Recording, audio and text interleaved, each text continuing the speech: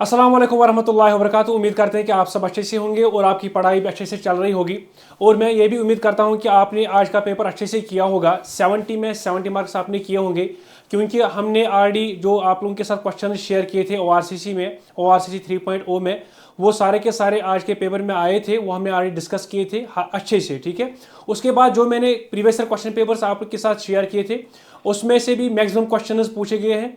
मैं स्टूडेंट से रिक्वेस्ट करता हूं, जो आपके बाकी पेपर्स है, आप please and please previous year के क्वेश्चन पेपर्स कंसल्ट कीजिए। आपको आइडिया मिलेगा कि क्वेश्चन कहां से पूछा जाता है, ठीक है। तो मैं सीधे एनाम सर और शारिक सर को यहाँ पे बुलाना चाहता हूँ, जो कि इस कई क्लास में केमिस्ट्री पढ़ाते हैं, ठीक है। केमिस्ट्री एक्सपर्ट्स है यहाँ पे, उनसे वो खुद डिस्कस करेंगे आपके साथ ORCC में हमने कौन सा क्वेश्चन कहाँ पे पढ़ाया था। तो प्लीज़ सर आप आइए।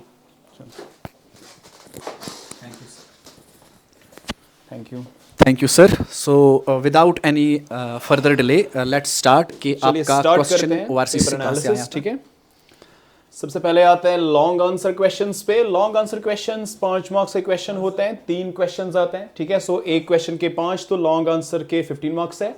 अगर हम देखेंगे तीनों के तीनों क्वेश्चन आपके जो गेस है, जो आपका गेस है, उस पर पूछा गया था डायरेक्टली, या जो हम ORCC कहते हैं उसमें से पूछा गया था। सबसे पहला क्वेश्चन अगर हम देखेंगे, that is state and explain Raoult law for the volatile non volatile solute. देखिए क्वेश्चन नंबर 2 है आपके गेस में, define Raoult's law for volatile and non volatile solute as it is question पूछा गया है। Simple as that. आपको guess में question है, 5 मार्क्स का क्वेश्चन है, डायरेक्टली 5 मार्क्स आ गए। उसके बाद what is an electrochemical cell, describe working of Daniell cell. तो देखिए यहां पे construction and working of Daniell cell, और हमने आपको उस वक्त ORCC में बोला भी था कि ये 3 मार्क्स का क्वेश्चन भी बन सकता है अगर खाली कंस्ट्रक्शन आए। अगर कंस्ट्रक्शन एंड वर्किंग आए तो 5 मार्क्स बन सकता है। तो पहले आपको इलेक्ट्रोकेमिकल सेल डिफाइन करना था, उसके बाद वर्किंग ऑफ डेनियल सेल बताना था। देखिए 5 मार्क्स का क्वेश्चन है। इसका और पार्ट देखिए, what is corrosion, give mechanism electrochemical phenomena of rusting of iron, what do you understand by cathodic and barrier protection, यानी कि हम कैसे प्रिवेंट करते हैं कोरोजन को। जब हमने ये ORCC में डिस्कस किया था, जो आपका गैस है, उसके बाद इस कोरोजन में हमने सारा का सारा ये कवर किया था, मैकेनिज्म भी कवर किया था, और उसके बाद understand by cathodic and barrier protection, इसके अलावा जो भी मेथड्स थे वो भी डिस्कस किए थे। तो इसके और पार्ट भी आया था, और इसका जो पहला पार्ट जो दूसरा क्वेश्चन है, दोनों के दोनों आए थे। तो ये भी 5 मार्क्स आपके कवर हो जाता है। उसके बाद थर्ड क्वेश्चन इनाम से डिस्कस करेंगे। थर्ड क्वेश्चन जो था that was describe any 5 general methods of preparation of carboxylic acids. और तो आप जब ORCC या जो गेस आपको दिया गया था, उसमें से अगर आप देखोगे question number 34 and question number 35 जो दिया गया था, that was give 3 preparations and chemical properties of acetic acid, give 3 preparation and chemical properties of benzoic acid। आपसे पूछी गई थी सिर्फ और सिर्फ 5। So describe any 5 general methods of preparation। So 3 methods of preparation आपके पास acetic acid के थे, और 3 methods of preparation आपके पास benzoic acid के थे। methods of preparation जो है वो different आपके पास डिस्कस किए गए थे। इसके 3 अलग थे, इसके 3 अलग थे। So acetic acid जो आपके पास है is a carboxylic acid, benzoic acid is a carboxylic acid। So आपके पास 5 ही नहीं आपकी गैस में देखी थी, बल्कि आपके पास 6 methods of प्रिपरेशन थी। So we can say that कि अगर क्वेश्चन ऐसे ना दिया जाए, इसने यहाँ पे कार्बोक्सिलिक एसिड दिया है, तो बच्चे को अपना दिमाग यूज करना है। तो उसको एसिटिक एसिड भी पता है, कार्बोक्सिलिक बेंजोइक एसिड भी पता है, कार्बोक्सिलिक। 3 और 3 कितने हो गए? 6। लिखने तो 5 ही थे। या इसका और पार्ट जो है that is giving chemical equations, write a brief account of the following। aldol condensation, Cannizzaro reaction। आपके पास अगर आप देखोगे अपने गेस में क्वेश्चन नंबर 36 या प्रीवियस ईयर पेपर्स आप उठा के देखोगे जो आपको ऑलरेडी चैनल में सेंड किए गए थे, तो उनमें आपके पास aldol condensation भी थी, Cannizzaro रिएक्शन में भी थी। गेस में ये आपके पास क्वेश्चन नंबर 36 था। ये क्वेश्चन मुझे लगता है गेस में भी था, एंड ऑल्सो ये प्रीवियस ईयर में भी, और रिकरेंट जा रहा है। बिल्कुल। कुछ क्वेश्चंस ऐसे हैं जो आपको बार बार प्रेडिक्ट हो रहा है कि ये क्वेश्चन आएगा। तो इसका मतलब है कि ये लॉन्ग आंसर टाइप में सारा का सारा तमाम के तमाम क्वेश्चंस, इवन और पार्ट्स भी आए, वो आपके पास तमाम गेस में से थे। चलिए आगे बढ़ते हैं। ये है 3 मार्क्स का क्वेश्चन। सबसे पहले explain why transition metal ions show paramagnetic behaviour. देखिए गेस में से right short notes on magnetic properties, ठीक है। सो डायरेक्टली 3 मार्क्स डायरेक्टली आपके पास 3 मार्क्स का क्वेश्चन था। ये था इसका तीसरा पार्ट, क्वेश्चन नंबर 21 का। What happens when acidified KMnO4 reacts with H2S, oxalic acid and KNO2? तो देखिए give preparations of KMnO4, potassium permanganate, बिल्कुल, and its 3 oxidizing properties. ये लिखना था, 3 ये लिखना ऑक्सीडाइजिंग था, प्रॉपर्टीज 3 आपके oxidizing पास थी। properties. ये थी As simple as that. H2S को, उसके बाद ऑक्सिलिक एसिड एंड KNO2। ठीक है, चलिए ये क्वेश्चन देखते हैं। How will you convert ethyl bromide to ethoxy ethane? बिल्कुल आया हुआ है, लिखा आपके पास, आपकी गेस में था, ORCC में भी यहाँ पे डिस्कस आप हुआ देखिए। है। आप देखिए इथऑक्सी ईथेन जो है ये आपके पास Williamson synthesis of ethers. Now उसके बाद आपके पास इथीन है, आपके पास पता है हमें एलिमिनेशन रिएक्शन, और उसके बाद आपके पास इथेनॉल जो है ये आपके पास डायरेक्टली आपके पास एग्जाम्पल तक सेम है। ये देखिए आपके पास आपको कन्वर्ट करना था कौन, इथाइल ब्रोमाइड। ये देखिए यहां पे एग्जाम्पल भी है इथाइल ब्रोमाइड की, और इसको आपके पास प्रिपेयर किया गया है इथेनॉल में। सो ये भी आपके पास तक सारा का सारा ये फोर्थ पार्ट जो है ये आपकी गेस में या ORCC में ऑलरेडी प्रेजेंट था। Let's be frank about it कि not each and every question will be asked from the guest. Oh yes, ठीक है। अब कोई तो क्वेश्चन ऐसा, कुछ ना कुछ तो ऐसा है कि जो, अब ऐसा तो नहीं बोल सकते सर कि 45 क्वेश्चंस केमिस्ट्री में, इतना डीप केमिस्ट्री है, इतना वास्ट है कि उसमें आपने 45 क्वेश्चन दिए और उसमें उन 45 में से सारा का सारा पेपर आएगा। अब टू बी फ्रैंक एनफ कि कोई ना कोई क्वेश्चन ऐसा है जो आउट ऑफ बॉक्स दिया जाएगा, जैसे ये क्वेश्चन था Victor Meyer's test. Victor Meyer's test actually आपने जो अपनी क्लासेस में पढ़ा होगा दैट वुड बी जो आपके पास ल्यूकास टेस्ट होता है वो पढ़ा होगा।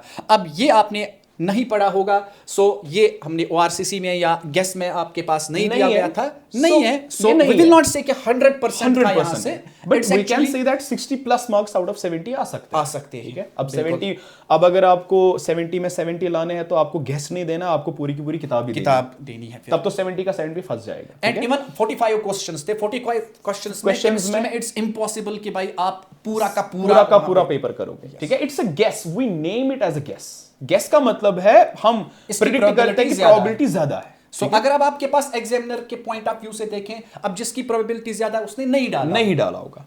What is diazotization, sir? ये आपने एमाइन्स में आपने पढ़ा हुआ था, और अगर आप देखोगे आपके पास क्वेश्चन नंबर 39 है जो आपसे ORCC या गेस शेयर किया गया था। What is diazotization? Give chemical properties of benzene diazonium chloride BDC. So उसके बाद what are carbohydrates? How are they classified? आपके पास आप 9th क्लास से ही पढ़ते आए हो, लेकिन गेस में फिर भी मौजूद था ये। It was question number 43. Define briefly, ये देखिए कार्बोहाइड्रेट्स, और इस कार्बोहाइड्रेट्स के बाद इसकी क्लासिफिकेशन, चाहे आपके पास वो फिर मोनोसैकेराइड्स, डाइसैकेराइड्स, पॉलीसैकेराइड्स, या फिर आपके पास यस या इवन इफ अगर ये ORCC का लेक्चर भी देखे ना, जो हमारे टीचर है जिन्होंने डिस्कस किया था, सुहैब सर, उन्होंने जैसे ही ये स्टार्ट किया था उन्होंने पहले 5-6 मिनट इसको अच्छे से एक्सप्लेन किया हुआ था। व्हाट आर कार्बोहाइड्रेट्स, इसकी क्लासिफिकेशन क्या है, मोनो, डाई, पॉली, दिया है यहाँ पे, दिया हुआ है, दिया। ठीक है, चलिए आगे बढ़ते हैं। अभी हम इसके साथ ही आते हैं आंसर, शॉर्ट आंसर टाइप, यानी कि ये इसी के साथ है, 3 मार्क्स का क्वेश्चन है। अब देखिए सर, यहां पे अगर हम क्वेश्चन देखें कि आपको कभी कभी एग्जामिनर एज इट इज तो क्वेश्चन नहीं डाल सकता है, लेकिन आपको कम से कम इतना तो पता होना चाहिए कि मुझे उस क्वेश्चन को कहां से निकालना है। बिल्कुल, से फॉर एग्जांपल अब देखिए, अब हम कभी कभी कमेंट सेक्शन में देखते हैं कि सर आप क्या कर रहे हैं, आप जो क्वेश्चन है उसको, जिसको हम कश्मीरी में बोलते हैं, इशना बराबर दी। ठीक है, ऐसी बात नहीं है। केमिस्ट्री इज लाइक लैंग्वेज है ना भाई साहब। अगर आपने कोई रिएक्शन पढ़ी है, जैसे सर आपने कैनिजारो पढ़ी है, जैसे आपने आयोडोफॉर्म पढ़ी है, so I guess this are the examples of nucleophilic addition. Yes, so अगर आपने रिएक्शन पढ़ी है तो आप फ्रंट से नहीं बैक से आए।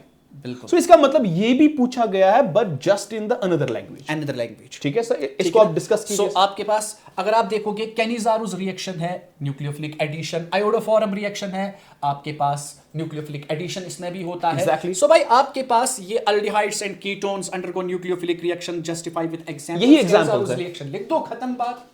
सर ये न्यूक्लियोफिलिक एडिशन की यही एग्जांपल्स आ जाएंगे, राइट। अब इलेक्ट्रोकेमिस्ट्री का क्वेश्चन है, define Kohlrausch's law, how it can be used to find degree of dissociation, यानी कि अल्फा हम इससे कैसे निकालते हैं। अगर आप देखोगे ये क्वेश्चन हमने बिल्कुल अच्छे से एक्सप्लेन करा है। State Kohlrausch's law, what are its application. Applications में एक एप्लीकेशन थी to calculate degree of dissociation of weak electrolytes. Yes. So 3 marks का क्वेश्चन ये भी है, 3 मार्क्स का क्वेश्चन बिल्कुल आराम से। चलिए, अब ये जो ऊपर वाले हैं, ये वाले questions, these are 2 marks questions. अब जो पेपर में जो सीरीज में चेंज आती है वो आती है ऑब्जेक्टिव टाइप्स में और आती है 2 मार्क्स के क्वेश्चन। उतनी भी चेंज नहीं है, कोई कोई क्वेश्चन चेंज करता है। जैसे how many transition series of elements are there in periodic table. ये आपके गेस में नहीं है, लेकिन आपने 11th तो पढ़ा है ना सर। जिसने पीरियडिक टेबल के पढ़ा बारे है में वो तो सुना उसको पता है, है। उसको पता है कि भाई आपके पास ट्रांजिशन सीरीज किसको कहा जाता है, उसने ब्लॉक्स पढ़े होते हैं। सो उसमें आपके पास जो ट्रांजिशन सीरीज एलिमेंट्स है सबको पता होता है, नेम देम। अब ऐसा नहीं है कि अब बच्चा बोलेगा सर के क्वेश्चंस 10 है या क्वेश्चंस 20 है, 20 के 20 ही मुझे गेस से निकाल के दो, एज इट इज। नहीं, As it is तो नहीं आ तो। सकती। कोई भी अगर आप कहीं से भी उठा के लाओ, अगर आप किसी भी टीचर को किसी भी गेस से उठा के लाओ, किसी का गेस पेपर डायरेक्टली उससे नहीं पूछा जाता है, इनडायरेक्टली डायरेक्टली। हाँ, अब प्रोबेबिलिटी है कि कोई क्वेश्चंस 40 से 50 क्वेश्चंस ऐसे जिनमें प्रोबेबिलिटी है कि मैक्सिमम क्वेश्चन पूछे जाएंगे, दैट्स आवर गेस, राइट। अब ये क्वेश्चन इसको बोलते हैं out of the box question. इसी तरह एक क्वेश्चन है out of the box, sir, that is what is this rectified split. बिल्कुल है ना सर, बिल्कुल। सो ये भी वही क्वेश्चन है जो आपको पता है, जिसको आप इथेनॉल है ना C2H5OH, आई गेस बस concentration ज्यादा होती है ज्यादा उसमें, high है, out of the concentration box होती है क्वेश्चन उसमें, है। हाँ, बस। लेकिन एक क्वेश्चन है that is ammonolysis, give an example. Directly आपके पास आपके गेस से आपके ORCC से पूछा गया था, कहां पे है, this is write a short note on Hoffmann's exhaust ammonolysis, बिल्कुल डायरेक्टली पूछा गया है। What are essential and non-essential amino acids, protein structure and amino acids में एक्सप्लेन किया गया। बिल्कुल, जब आपके पास प्रोटीन्स और उसके बाद आपके पास क्लासिफिकेशन ऑफ प्रोटीन्स आपने पढ़ी थी वहां पे, और उसके बाद अमाइनो एसिड्स, वहां पे अमाइनो एसिड्स की वही essential, non essential amino acids आपसे पूछे गए थे। इवन इतना ही वहां पे नहीं पढ़ाया गया था, बल्कि आपके पास दूसरी आपके पास जो क्लासिफिकेशन है अमाइनो एसिड्स की, acidic amino acid, neutral amino acid, basic amino acid, या आपके पास कौन सा अमाइनो एसिड जो होता है ऑप्टिकली एक्टिव होता है, कौन सा अमाइनो एसिड ऑप्टिकली इनएक्टिव होता है, कौन सा अमाइनो एसिड्स आपके पास एरोमेटिक होता है जिसमें आपके पास रिंग्स प्रेजेंट होती है, कौन सा जिनमें रिंग्स प्रेजेंट नहीं होती है। वो सारी क्लासिफिकेशन वहां पे आपके पास ऑलरेडी डिस्कस की गई। IUPAC नेम तो I guess it's from coordination, तो ये है coordination, read a short note on, तो इससे निकलेगा। अब define rate of reaction and rate constant, chemical kinetics का क्वेश्चन है, और ये क्वेश्चन मुझे लगता है 2-3 साल में कंटिन्यूअसली पूछा गया इन वन वे और another way. Write a short note on rate constant as well as define rate of reaction. Why can not molecularity of any reaction be equal to 1। Sir, क्यों नहीं हो सकता है? अब आपको ऐसे तो नहीं क्वेश्चन डाला गया था, लेकिन क्वेश्चन डाला गया था गेस में, differentiate between molecularity and order. जब आप मोलिकुलरिटी और ऑर्डर को डिफरेंशिएट करोगे ना, तो उसी डिफरेंस से आपको पता चलेगा कि मोलिकुलरिटी क्यों नहीं 0 हो सकती, बिल्कुल। ऑर्डर क्यों होगा, मोलिकुलरिटी क्योंकि क्यों वहां पे नहीं आप जब डिफरेंशिएट करते हो तो आप लिखते हो कि मॉलिक्यूलर साइड में it can not be Not equal be to zero. 0 and Order can be zero. Equal to 0, फिर आप एक्सप्लेन करते हो। ठीक है सर, आप उसके बाद आपके पास जो क्वेश्चन नंबर 9 था, that was give a brief account of words reaction. Words reaction याद कीजिए, जब हमने स्टार्ट किया था, जो आपके पास गेस है उसमें आपके पास ये क्वेश्चन है फ्रॉम क्वेश्चन नंबर 27, आपके पास write short notes and Finkelstein and Swarts reaction, उसके बाद है वर्ड्स रिएक्शन। सो भाई ये आपने 11th में भी पढ़ी है, रिमेंबर, कल 12th में भी, कल के और पेपर में ये कल आपके पास 11th के पेपर में भी आया था। सो ये हाइड्रोकार्बन से में है 11th में, और आपके पास हेलो अल्केन्स और हेलो एरीन से है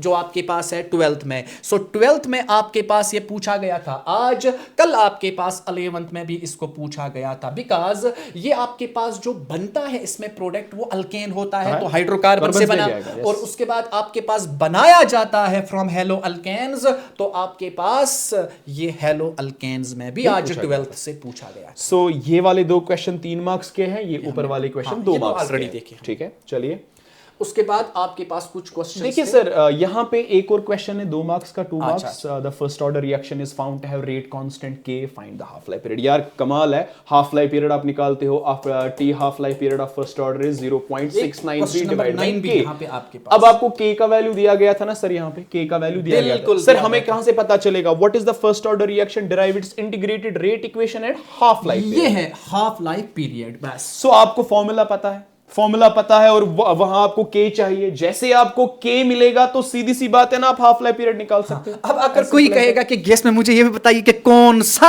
आपके पास रेट कांस्टेंट भी दिया जाएगा, तो इट्स इम्पॉसिबल, वो इम्पॉसिबल बनता है भाई, वो तो ज्यादती हुई आप। ठीक है, अब इतना भी नहीं है कि आप पेपर ही 100% प्रेडिक्ट करो और ये ऐसे बोलो कि सर नहीं मुझे न्यूमेरिकल की ही फॉर्म में ही चाहिए था, और न्यूमेरिकल में मुझे ये भी चाहिए कि 5.5 × 10⁻⁴ होना चाहिए।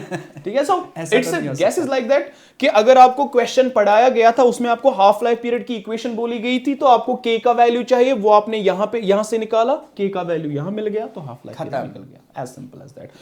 अब देखिए sir, the thing is that कि बोलते हैं कि जो क्वेश्चंस होते हैं लाइक दीज ऑब्जेक्टिव टाइप, ये निकलना बहुत मुश्किल है। नहीं, ये तो आराम से आपके पास डायरेक्टली और लेकिन मुझे लगता है ये डायरेक्टली निकले। जैसे vitamin A is called as what are the classification of vitamins and how are they classified, वहां से भी पता चलेगा। बिल्कुल आपके पास। अब इस पेपर की तरफ मत देखिए, आज इसने मतलब थोड़ा इसमें गड़बड़ किया है, इसने गलत आंसर दिया है इसका, तो वहां की तरफ मत जाइएगा। So it was actually retinol. So भाई आपके पास एक्चुअली ये आप डायरेक्टली आपसे पूछा गया था what are vitamins and how are they classified, तो आपको व्हाट आर विटामिन्स जब आप क्लासिफाई करोगे तो फैट सॉल्युबल होते हैं, है ना सर? और ये तो इन्होंने बायोलॉजी में भी पढ़ा हुआ होता है। सर मुझे लगता है ये क्वेश्चन भी बायोलॉजी का ही है। हाँ है, मोर देन बायोलॉजी, है ना? केमिस्ट्री से भी है, लेकिन बायोलॉजी में भी इन्होंने ये वाला पार्ट पढ़ा सो अगर आपने यहां नहीं देखा है तो बायोलॉजी में तो देखा ही होगा। Which of the following constitute genetic material of a cell? Question number 46, difference between DNA and RNA. कहाँ पे होता है आपके पास DNA, RNA, जेनेटिक मटेरियल कहाँ पे होता है? सो ऑब्वियसली ये सही किया है इसने, तो चलिए आगे बढ़ते हैं। देखिए sir, the rate constant of reaction है same units as that of rate of reaction. जब आप रेट कांस्टेंट को डिफाइन करते हो, जैसे क्वेश्चन नंबर 12 में शॉर्ट नोट्स में आया है रेट कांस्टेंट, यहां पे आप रेट कांस्टेंट के बाद उसके यूनिट्स डिफाइन करते हो और इसका जो यूनिट है वो n पे डिपेंड करता है, दैट्स ऑर्डर ऑफ रिएक्शन। इसने बोला है rate constant has same units as that of rate of reaction, तो ये आपको यहां से मिलेगा। तो ये क्वेश्चन डायरेक्टली आपको क्वेश्चन नंबर 12 से पूछा गया था। बिल्कुल। SN2 मैकेनिज्म, उसके बाद SN2 mechanism proceeds through intervention. आप देखिए आपने डिफरेंशिएट किया था SN1 को SN2 से। आप देखिए क्वेश्चन नंबर 28 आपकी गेस में है, right 5 differences between SN1 and SN2, जो आपके पास आपने ORCC में भी पढ़ा था। नाउ अब आपके पास आपको पता था कि भाई आपने एक पॉइंट लिखा था SN1 में जो इंटरमीडिएट बनता है वो बनता है कार्बोकैटाइन, और उसके बाद front side and back side attack होता है। और SN2 में आपके पास ट्रांजिशन स्टेट कॉम्प्लेक्स बनता है। आपने 10 पॉइंट ऑफ डिफरेंसेस लिखी थी वहां पे। सो भाई उसमें एक पॉइंट ऑफ डिफरेंस ये भी था कि SN1 में इंटरमीडिएट कार्बोकैटाइन बनता है और SN2 में आपके पास ट्रांजिशन स्टेट कॉम्प्लेक्स बनता है। सो आप देखिए कार्बोनियम आयन यानी कि कार्बोकैटाइन, ट्रांजिशन स्टेट कॉम्प्लेक्स, सही किया है इसने ये। ठीक है सर, चलिए आगे बढ़ते हैं। सो ये देखिए, which of the following is not the correct unit of molar elevation constant, जिसको हम इब्लास्कोपिक कांस्टेंट बोलते हैं। क्वेश्चन नंबर 3 में define boiling point and elevation in boiling point. इसी डेल्टा TB में आप क्या लिखते हो, वो बराबर होता है KB into M, that KB is known as elevation in boiling point। उसके बाद unit of molar elevation constant उसको बोलते हैं, यानी कि इब्लास्कोपिक कांस्टेंट। तो निकला यहां से आराम से। Which of the following solution will have maximum lowering of vapor pressure? Colligative property है, लेकिन सबकी कंसंट्रेशन सेम दी गई है। NaCl, BaCl to sucrose phenol, तो ये डिपेंड करेगा वैन हॉफ फैक्टर पे, जो कि वैन हॉफ फैक्टर आपको यहां पढ़ाया गया है, define van Hoff factor. So directly कभी डायरेक्टली पूछा जाएगा, कभी इनडायरेक्टली पूछा जाएगा। So if we can see that this is series number, कौन सी है? Series Y। Same is the case with series X and series Z, बस कुछ 1 नंबर या 2 नंबर के सवाल में थोड़ी सी डिफरेंस है। सो मोर और लेस द गेस जो आपको दिया गया है। सो बेटा हम फिर से यही बोलेंगे, गेस का मतलब होता है लेस नंबर ऑफ क्वेश्चंस हम आपको देंगे और उसकी प्रोबेबिलिटी ज्यादा है। अगर हम देखें तो 59, 60, 61 इसी के रेंज में जो क्वेश्चन ये मार्क्स है वो फंस रहे आउट ऑफ 70। सो अगर कोई गेस पढ़ के भी जाएगा खाली, सो गेस पढ़ के जो जाएगा उसको तो पास करना है, पहले ये बात है, ठीक है? उसको टॉप नहीं करना है, ठीक है? जिसको टॉप करना है उसको तो गेस पे रखना ही नहीं है, पहले ये बात है, ठीक है? सो ये बात अब दिमाग में रखिए। सर गेस पढ़ के मैं टॉप करूंगा तो ये तो ज्यादती हो रही है। अगर आप गेस पे ही रह रहे हो, सर मुझे गेस दो, ठीक है? अगर आपको गेस ही देना है तो आप कम से कम 40-50 आई कर रहे हो, या ज्यादा से ज्यादा 40 या 45, तो आपको पास होना है। यहाँ पे 60 आ रहा है, आपके पास तकरीबन 60 मार्क्स वो बनते हैं नियर अबाउट आपके पास। सो 90% के अराउंड आपको आ रहा है पेपर में गेस में। So that's much more than, यानी कि जितना आपने पास का सोचा था तो आपको 25 लेने थे आउट ऑफ 70, आप 60 तक जा रहे हो। तो 60 तो नहीं 50 तक ही जा रहे हो, 50, 55, दैट इज उतना जितना आपने एक्सपेक्ट भी नहीं किया। और अगर किसी को अब टॉप करना है तो उसको तो गेस के बारे में सोचना ही सोचना भी नहीं। पहली बात तो ये है, उसको तो पूरा का पूरा पढ़ना है। बट उनके लिए देते हैं जो किसी प्रॉब्लम में होते हैं। ठीक है, जिनको हम बोलते हैं ये तिमन बिचारन खतर यम थोड़ा यम थोड़ा आत्मस गरीब से, ठीक है तो but with due to one reason अंदर सर, किसी को कोई प्रॉब्लम होती है, कोई बीमार होता है, कोई क्या होता है, किसी को फाइनेंशियल कॉन्स्ट्रेंट से नहीं पढ़ पाया बेचारा, सो उसको लास्ट में बोलता है सर मुझे पास होना है, कोई भी प्रॉब्लम है, but each and every one has the right to study, और हम कोशिश करते हैं कि आपको बेस्ट से बेस्ट हेल्पफुल रहे। अगर क्लास में हमने 1 साल पढ़ाया तो उनके लिए वो सिस्टम अलग है, उनको गेस अगर वो ना पढ़े तो वो सारा का सारा पेपर वहां से कर सकते हैं। Also credit goes to Umar sir जो इतनी मेहनत करते हैं। हाँ जी, हाँ, हमें ये बोलना है कि आई वॉच हिज चैनल कि वो कंटिन्यूअसली प्रीवियस ईयर्स पेपर्स। और सर बेसिकली जब हमें कोई भी पूछता है सर हमें आर्ट्स का गेस्ट चाहिए, हम बोलते हैं कि सर इंजीनियर उमर अलाई की चैनल है, सो वहां पे आप कीजिए subscribe. So he is doing his part and we thank him on behalf of you people, हम इसको थैंक कर रहे हैं कि ही डज हिज पार्ट, ये अपनी तरफ से हेल्प कर रहा है सोसाइटी को, आप बच्चों को, and in all your parents, यानी कि डायरेक्टली इनडायरेक्टली हेल्प हो रही है। सो चाहे आपने कितना पढ़ा क्या पढ़ा वो मसला नहीं है, वो तो टाइम चला गया, but we hope that this guess has helped you a lot, and इंशाल्लाह आगे जाके जितने भी पेपर्स होंगे जो आपको गेस दिया जाएगा, it will help you a lot, and we believe in it, and इंशाल्लाह you will do very good in exam. So इसके साथ हम concluding statements, so we wish you all the best for all the papers. ठीक है, चलिए, thank you so much.